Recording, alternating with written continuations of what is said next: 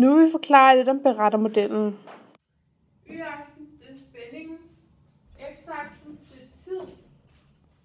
Berettermodellen kan bruges til at beskrive spændingskurven. Beskrive, hvordan spændingen den stiger. Hvordan fortællingen bliver fortalt.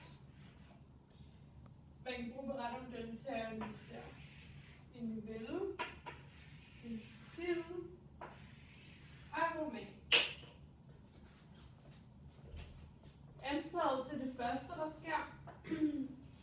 Præsentationen, det er præsentation af miljø og personerne. Uddybningen, det er der, hvor handlingen den begynder. Point of no return, det er der, hvor konflikten den begynder. Konfliktoptrapningen, det er der, hvor man får at vide, hvad der sker med konflikten.